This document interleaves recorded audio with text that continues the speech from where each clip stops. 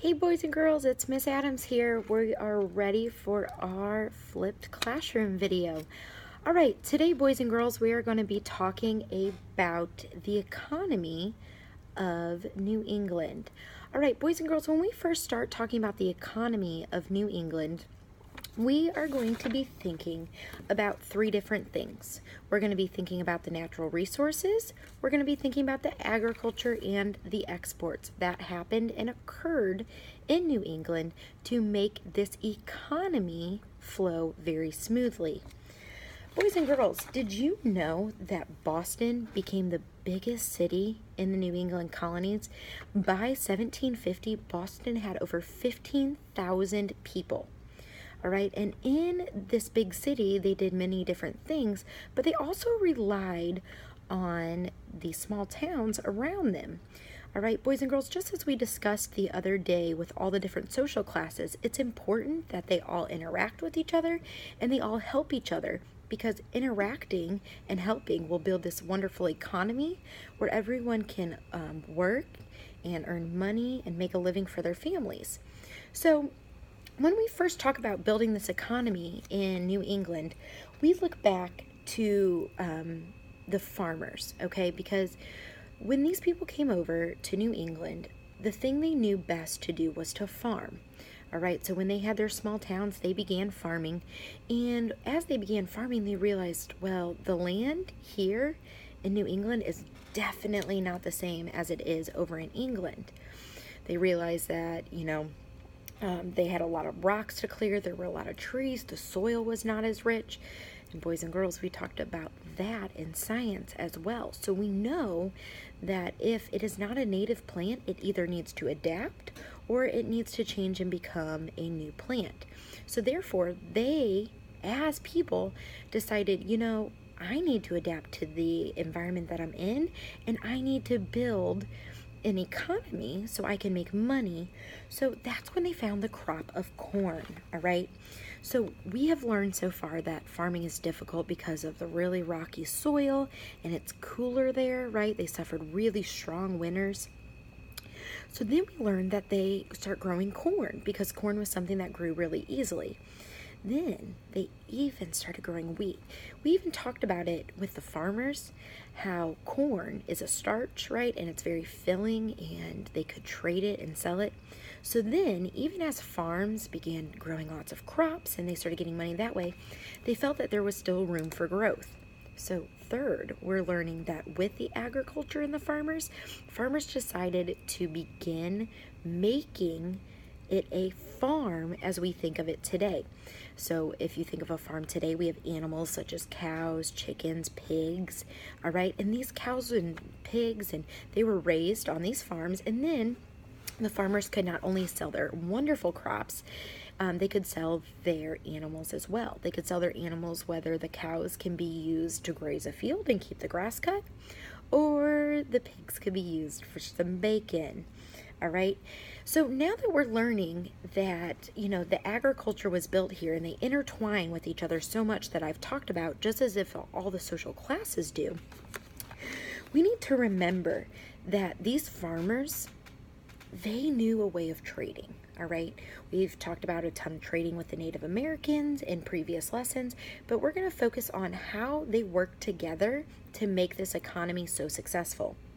All right, boys and girls, I want you to make a special note of this because I will be asking you when we talk about this lesson about free market. All right, so I'm going to give you a quick second here. And I want you to write down free market. All right, free market is the economic system within the colonies. All right, so economic system means that people could freely choose how they wanted to sell their goods, how they wanted to buy their goods, or how they want to offer or use their goods. All right, so we in our culture are not said, you have to sell this, you have to work for this. Well, that's how it got started. We have a free market. Your dad or your mom can choose to sell things within their business, You can choose what to buy. Now, as much, we don't have trading anymore, but these people could even choose to trade, all right? So now, the beginning of this economy is through agriculture, all right? As agriculture started to develop, we started learning about more natural resources within the New England colonies. So we are going to study tonight that lumber was a huge success, and it was a huge benefit within the New England colonies, all right? The lumber industry made up the majority of, this economy that got it started after, these farmers had built this agricultural land, all right? Lumber was used, it was used for ships, it was used to create homes, right? And so now you can even think of it as we have one social class of the farmers, all right, and they're doing all this agricultural work. Then we have the people who are the artisans, and these artisans are using natural resources to build homes and to build ships, right? Because now they are going to use these natural resources as a boat, right? And this boat is going to be used to catch fish. It's going to be used for whaling. So colonists really focused on what they had around them and not what they had to create to start this economy to get money and to trade, all right? So now we have natural resources. So our farmers and our artisans are now kind of realizing, okay, well, I'm a farmer and I really need a house to stay warm after a long day of growing crops. Well, then we have the artisan over here who said, you know what, I am really, really good at building houses, but my family's pretty hungry. Can I trade for a pig and some corn and I'll do the work for you? So they would trade, and they're building this economy of working together and saying, if you do this, I'll do this, all right? Here we go. So we have learned about lumber, all right, as a natural resource. Now the next natural resource I really want us to focus on is fish and whales, all right? Fishing and whaling what was really big then. We have to remember that the New England colonies are on the coastline, so therefore people would spend their days fishing to, be part of this economy, because then fishermen could trade with the farmers. And then whaling. Whaling, boys and girls, we've kind of talked about this before, is that when you catch a whale, all right, and you melt the blubber, you cut it up and you boil it. So you're melting the blubber for an oil, all right? This oil was used in light back then because they didn't have electricity. So then our farmers could trade some crops and get some, blubber so that they could have light. So now that we have all these people working together within the New England colonies, it becomes such a benefit because everybody's getting what they need. They have a free market because they can choose what they want to do. So then everyone started saying, well, over in England, they have some things that we don't have over here.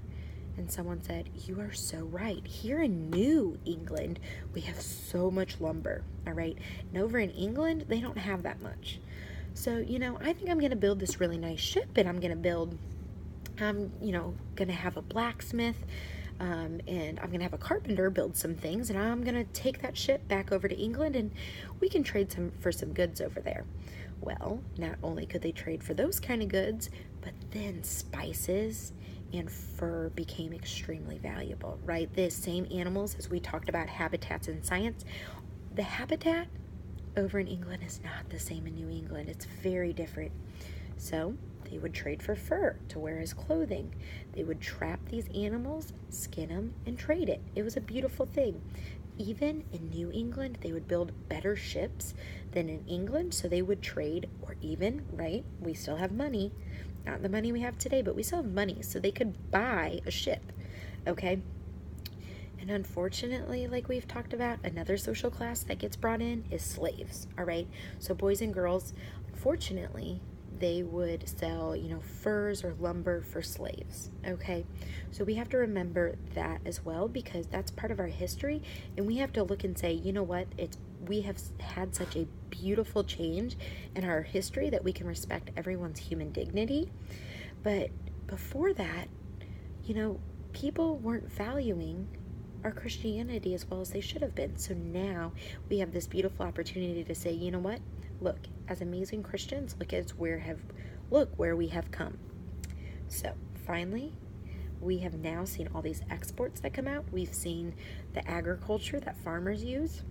And we have seen the natural resources that artisans and merchants and all these other different social classes use. Boys and girls, I'm so happy I got to share this information with you. Please be ready to come back to school with what a free market is. And I want you to be able to tell me one thing a farmer did and one thing a artisan would have done back in the New England times. All right, boys and girls, I will see you later.